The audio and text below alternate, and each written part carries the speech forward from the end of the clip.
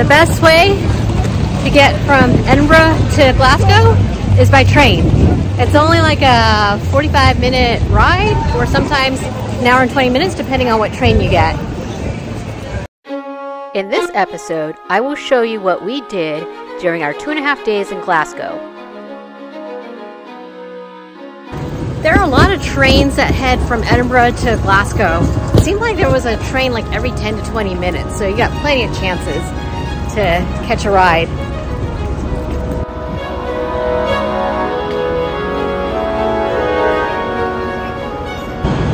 Not a bad deal. It worked out to be about like $34 US for 2 tickets from Edinburgh to Glasgow.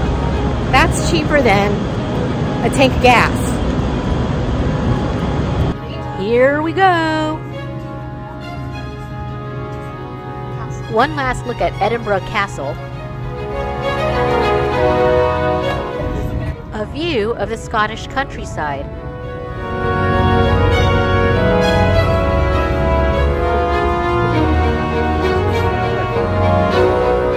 And 53 minutes later, we're here in Glasgow.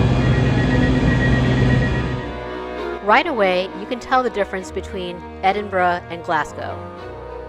Although there is a lot of historical architecture, there's also plenty of modernity.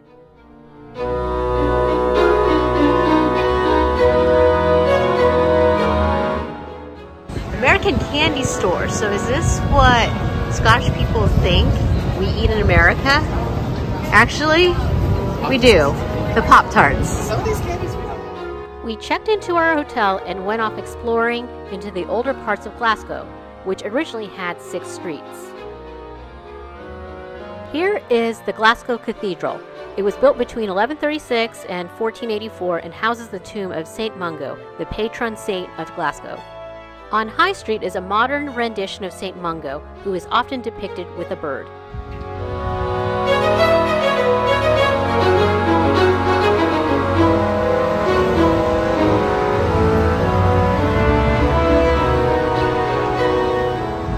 This area is known as the Glasgow Cross, with the Tollbooth Steeple and Mercat Cross. Major trading took place in this area.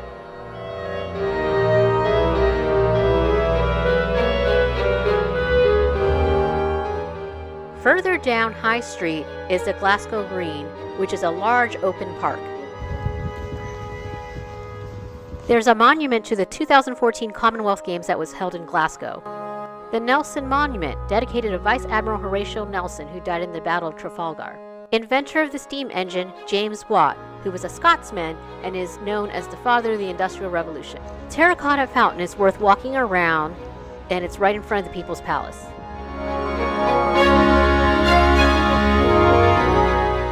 All the travel and sightseeing by foot, we worked up a hearty appetite. I had a craving for some fish and chips. It's a rainy day in Glasgow, no surprise here. So what we're going to do is we're going to hop a train and go to Stirling Castle. Stirling Castle can be accessed from either Glasgow or Edinburgh, but it's closer to Glasgow.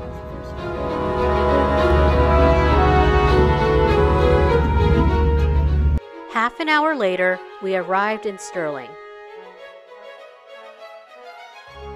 And the walk from the train station to the castle is not easy. You have to walk uphill.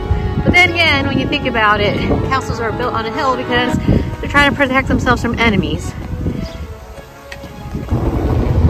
And after walking about half a mile uphill, we finally made it to the castle entrance. While it is not as big as Edinburgh Castle, Stirling Castle is special in its own right. It's one of the best preserved Scottish castles, and it was home base to the Stuarts, the last royal Scottish family, as in Mary, Queen of Scots. The star of the show is the wooden beams on the ceiling of the Great Hall. I have no idea how they achieved this architectural feat during the medieval ages. We could barely install curtain rods at home with modern tools.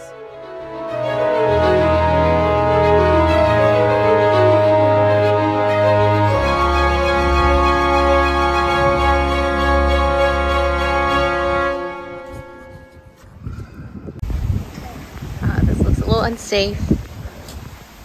because there's no rail here. And this is also the garden where a murder happened. They just threw somebody out and chopped him up. Okay, well, this part looks safer with the rail. But look out here, Scotland.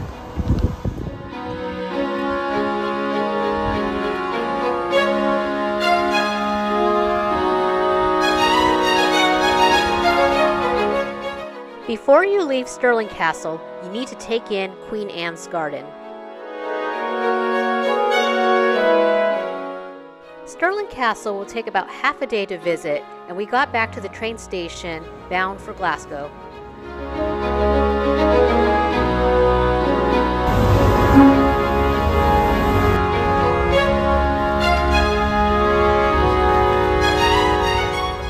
Since we had toured Old Glasgow on the first day, let's now check out the newer parts. And when I say new, I mean 1700s. This is Scott Monument, as in Sir Walter Scott of Ivanhoe, and it's located here at the George Square, named after King George III.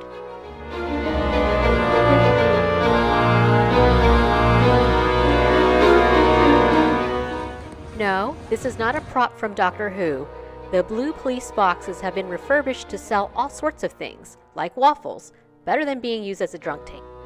The Duke of Wellington sports a traffic cone on his head, thanks to the students of the University of Glasgow. Another famous square is the Royal Exchange.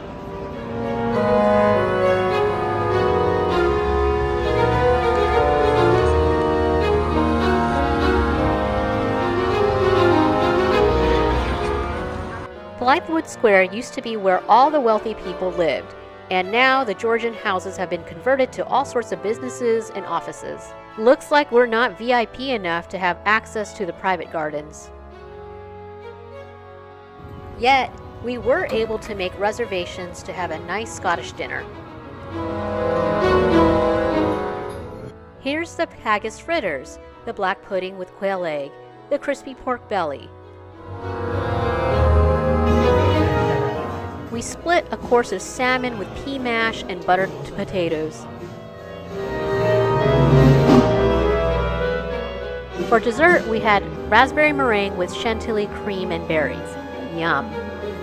Many of these bars and restaurants have live entertainment. Tonight's musical act was jazz.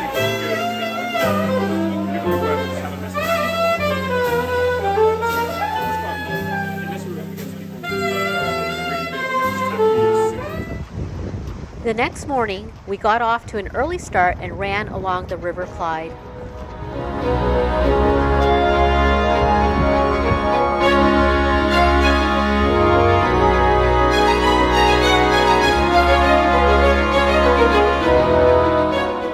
Just one word about our hotel since we had to head back for breakfast. We stayed at the Vocal Grand Central Glasgow. And just because I was paranoid about missing the train to Lancaster, I booked us a hotel right above the train station. Like, look at it, literally right above the train station, so no excuse.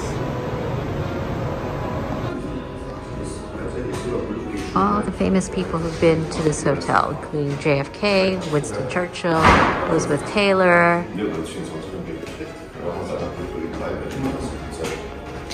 Our hotel offered a breakfast buffet, so we built a Scottish breakfast, complete with haggis.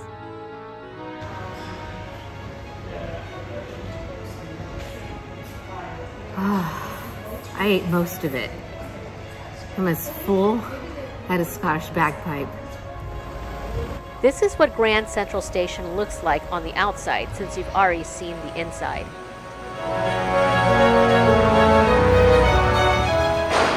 Here's the Royal Conservatory of Scotland, since live music and performances are important to Glasgow. Good thing we had a huge Scottish breakfast. We burned it off walking up our dirty laundry to the laundrette. For £20, they'll clean and fold your clothes.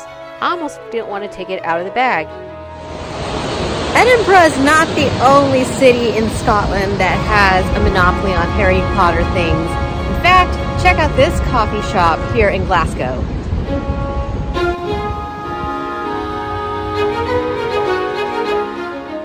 There are plenty of opportunities for magical selfies and souvenirs.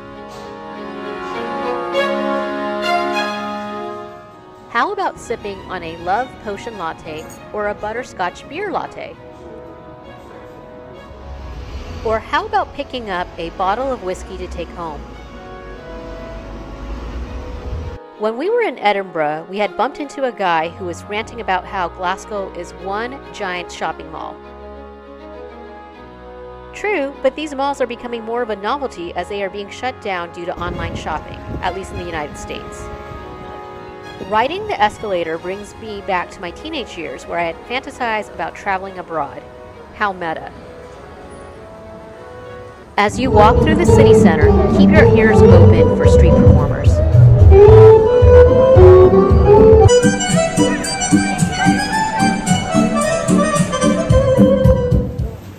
We ended our trip to Glasgow by stopping off at the first place we had eaten. The deep-fried Mars bar is as Scottish as haggis is. It started off as a novelty item in the 1990s from a chip shop in Scotland, and somehow it has become a cultural symbol. Nothing like melted chocolate goodness in a deep-fried shell. One last look at Glasgow, known as the Merchant City, a city of inventors and writers, and lots of shopping. Time to turn in because we have a long day of traveling to the Isle of Man tomorrow.